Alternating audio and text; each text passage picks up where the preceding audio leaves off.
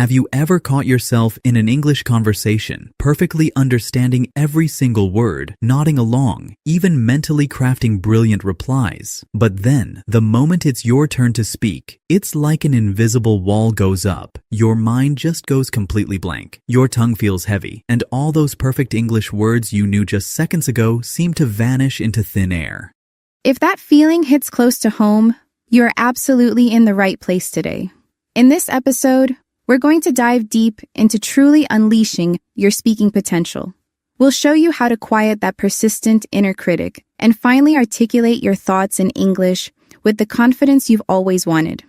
Get ready, because by the end of this episode, you won't just understand why you freeze, but you'll be armed with tangible, practical steps that will change the way you speak English forever. Welcome back, amazing English learners, to Speak English Clearly through podcasts. I am Emma. And I'm Miles, and we are so incredibly thrilled you're here with us today, ready to unlock your voice and truly express yourself.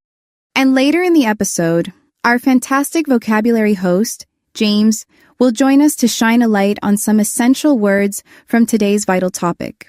We hear from countless listeners who share that exact struggle. I understand almost everything I hear in English, but when I open my mouth, nothing seems to come out. It's a very common, often isolating barrier that holds so many back from truly connecting. We know how frustrating this feels, but we promise you are not alone, and today we start building your path out of it. That's precisely the challenge we're tackling head-on today. Our main topic is unlocking your speaking confidence, how to silence your inner critic and speak freely. We want to empower you to move past that feeling of freezing up and genuinely enjoy every English conversation.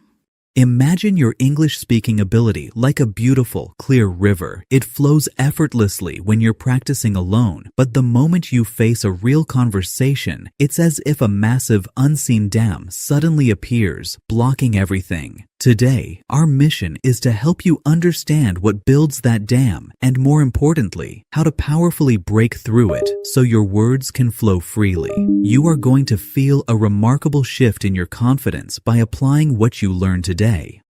Make sure you stay tuned, because we've also prepared an incredible free PDF guide specifically for this episode. It's packed with practical exercises to help you actively practice everything we discussed today. And as Miles mentioned, James will be here for his invaluable vocabulary spotlight. You absolutely won't want to miss a moment of this episode. It's designed to give you that breakthrough you've been waiting for. Miles, it's such a universal and deeply frustrating experience for so many learners. You can understand English perfectly when you're listening to a podcast or watching a film. Every word makes sense. But then, the very moment you try to speak yourself, your mind just completely freezes. Absolutely, Emma. That blank mind moment is incredibly common. And what's interesting is, most people immediately jump to conclusions. They blame their vocabulary or their grammar, thinking, oh, I just don't know enough words. But what if the real barrier isn't a lack of linguistic knowledge at all? You're hitting on something crucial there. More often than not, that blank mind isn't actually about your English skills. It's often a direct manifestation of your inner critic, that sneaky, persistent voice inside your head. Exactly. That critic loves to whisper doubts. It highlights every tiny potential mistake you might make, and it feeds into this overwhelming fear of judgment. It makes you worry about not sounding perfect or not having the right accent. And that powerful fear, more than any missing vocabulary word, can literally lock your jaw and make your words vanish into thin air. It's a psychological hurdle, not a language one. It's that immense unconscious pressure we place on ourselves to achieve absolute flawlessness every single time we speak. And that pressure, as you said, can be truly paralyzing. I can deeply relate to this feeling, even as a native speaker. I remember years ago stepping onto a stage for my very first public speaking event. I had prepared tirelessly, knew my presentation inside and out, but the second the spotlight hit me, that inner voice screamed, "Don't mess up. What if you forget a key point? What if they all judge your delivery?" My mind went blank for what felt like an eternity, and my heart was pounding. Wow, that sounds incredibly stressful. So, what did you do in that moment? It took time and intentional practice, Emma. I realized my challenge wasn't about knowing my speech better, but about learning to manage that intense internal pressure. It was about effectively silencing that overwhelming critic. And the exact same psychological process happens for so many English learners when they try to speak. And why is understanding this distinction so incredibly crucial for our listeners, Miles? Why does knowing this matter for their fluency journey? Because once you genuinely grasp that your blank mind moments aren't primarily about your actual English level, that they're far more about your internal state and how effectively you manage that inner critic, you suddenly gain immense power. You shift from a disempowering thought like, my English simply isn't good enough, to an empowering realization, I need to learn how to manage my fear of speaking and embrace imperfection. That's a fundamental and incredibly liberating shift in perspective. It puts you back in control. Absolutely. It moves you from helplessness to genuine agency. So, if this fear and this inner critic are like a formidable lock preventing your natural words from flowing freely, what's the true key to opening it? Well, it all starts with a vital mindset shift, which we'll explore in detail next. So, Miles, if the inner critic and the fear of making mistakes are holding us back, the most powerful key to unlock our speaking is a fundamental mindset shift. It's about letting go of the idea of perfection. Exactly. Emma, we see so many learners get completely stuck because they're aiming for flawless English from day one. But here's the truth. Perfectionism is actually a huge enemy of fluency. It stops you from even trying. Think about it like learning to walk or riding a bicycle for the first time. No baby learns to walk without falling countless times. And no one learns to ride a bike without a few wobbles and maybe a scrape or two. Those falls, those wobbles, they aren't failures. They are absolutely essential feedback. They're part of the process.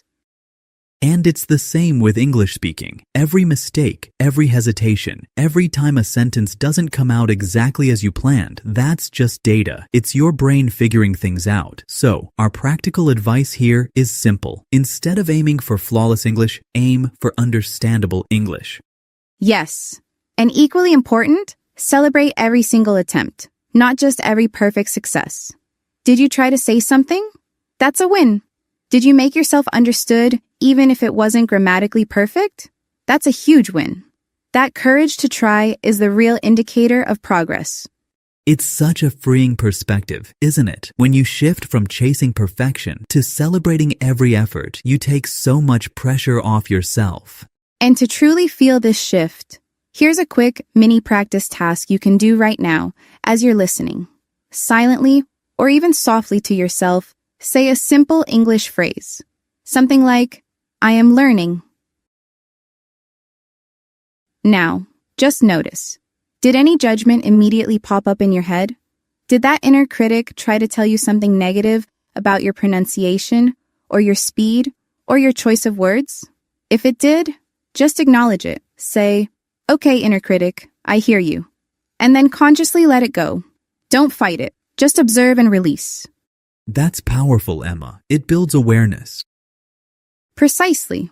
By accepting that good enough is often perfect for genuine progress, you dramatically reduce the self-imposed pressure. And when that pressure is gone, your mind is finally free to actually use the English you already know, rather than hoarding it out of fear. Even with this fantastic mindset shift, how do we actually start speaking aloud when that lingering fear is still there? We need a practical bridge between listening and speaking, and that brings us to our next powerful technique. So, Miles, we've talked about embracing imperfection and letting go of that inner critic. But how do we actually start speaking aloud when that lingering nervousness is still there? That's where we build a powerful bridge between listening and speaking. Emma, it's our next crucial technique, and we call it the speak-along method. Many people know about shadowing, but this takes it a step further. What makes speak-along different? It's about training your mouth and your ear to work together without the pressure of perfect words right away. Here's how you do it. First, listen to a short phrase or a single sentence from any English audio, maybe even from this podcast. Listen to it multiple times, but only focus on the natural rhythm and intonation. Don't worry about the specific words yet. Just feel the musicality. Next, hum along. Make simple sounds, matching the melody, the ups and downs of the speech. You're physically connecting to the rhythm. Then, whisper the words. Still prioritize that rhythm and flow over perfect pronunciation. You're easing your mouth into the shapes. Finally, speak along more clearly, gradually increasing your volume. You'll feel how much more natural it sounds because you've internalized its musicality first. That's such a gentle way to ease into speaking. It builds confidence layer by layer. Exactly. This method trains your mouth and brain to truly collaborate, building muscle memory for natural English. And crucially, it builds immense confidence because you're focusing on the feel of the language, not just the individual words. You're literally learning to dance with the language before you perform the full routine. And that confidence truly blossoms when you feel safe. Which leads us to our next vital point. Yes, creating your safe speaking zone is non-negotiable. This is about practicing in environments where you feel comfortable and where the pressure is minimized. It could be as simple as talking to your pet or having a conversation with yourself in the mirror. You could record your voice and listen back, or find a language exchange partner who is also learning and understanding. Even joining a low-stakes online group can work. It's about finding that space where you can experiment without fear. I remember when I was learning a new skill, I had this one friend who I knew would never judge me, no matter how many mistakes I made. That person became my safe zone. I could try things out, fall, and get back up without any embarrassment. That's what you need to create for your English. Your safe zone is your personal practice ground. It's where you build strength and courage without the fear of judgment. So, when you eventually step into higher pressure situations, you're already warmed up and truly ready to shine. These strategies are incredibly powerful. And to make them even more effective, let's now turn to James for our vocabulary spotlight, where he'll illuminate some key words that will deepen your understanding of this entire topic. And now, to support you in applying everything you've learned from today's discussion, it's time to shift gears slightly and dive into some key vocabulary. We're delighted to introduce James, our dedicated vocabulary expert, who will walk you through some of the most insightful and valuable words and phrases we've touched on today. He'll provide clear definitions, show you how they're used, and give you plenty of opportunities to practice saying them yourself. James, the stage is all yours. Thanks, Emma and Miles. Hello, everyone. I'm James, and it's time for my favorite part of the episode, our word spotlight. Today, we're going to slow things down and truly internalize some incredibly useful vocabulary from our powerful discussion on speaking confidence. These are words and expressions you've heard within the context of our conversation. And now, we're going to make them truly yours for speaking English clearly and confidently. First up, a very important noun phrase, inner critic, means the voice in your head that judges you, points out your perceived flaws, or tells you you're not good enough. Example, it's that persistent inner critic that can make your words vanish. Try saying it clearly. Silence your inner critic. Next, a verb that describes a sudden disappearance, vanish, means to disappear suddenly and completely, often without explanation. Example, all those perfect English words can seem to vanish into thin air. Now say this with me. The words just vanish. Here's a noun for an obstacle. Barrier means something that prevents movement or progress. An obstacle. Example, it's a very common frustrating barrier for many learners. Let's practice this. Break through that barrier. Now, an adjective describing absolute perfection, flawless, means without any mistakes, imperfections, or defects, absolutely perfect. Example, don't aim for flawless English. Aim for understandable English. Try this phrase. Aim for understandable, not flawless. Related to that, a key noun from our discussion, perfectionism, means the refusal to accept any standard short of perfection, often leading to excessive self-criticism. Example, perfectionism is actually a huge enemy of fluency. Say it out loud. Perfectionism can stop you. A powerful verb for clear expression, articulate, means to express thoughts, feelings, or ideas clearly and effectively in words. Example, you want to articulate your thoughts with confidence. Practice with confidence. Articulate your ideas. A phrasal verb that means to set a target, aim for, means to direct your efforts towards a particular goal or result. Example, we want you to aim for understandable English. Try this one, aim for progress. An active verb for acceptance, embrace, means to accept or support a belief, theory, or change willingly and enthusiastically. Example, you need to learn to embrace imperfection. Say it clearly, embrace every effort. A useful noun phrase, safe zone, means a place or situation where you feel completely comfortable, secure, and protected from harm or judgment. Example, creating your safe zone for practice is non-negotiable. Practice this phrase. Find your safe zone. And finally, a noun that signifies connection. Bridge means something that connects or links two things, often used metaphorically for a connection or transition. Example, the speak-along method builds a powerful bridge between listening and speaking. Try saying it. Build that bridge. Fantastic work, everyone. The more you hear these words, actively practice saying them, and consciously use them, the more naturally they'll become a vibrant part of your active vocabulary. Keep listening, keep practicing, and you'll find these words naturally living in your own confident voice. Back to you, Emma and Miles. Thank you so much, James. Those words are truly helpful. It's amazing how much clearer things become when you break them down. They really are, Emma. And if you're listening right now and you feel that quiet sense of understanding, thinking, wow, I actually understood more of this episode than I expected, that is incredible progress right there. That's your fluency quietly, steadily growing in the background.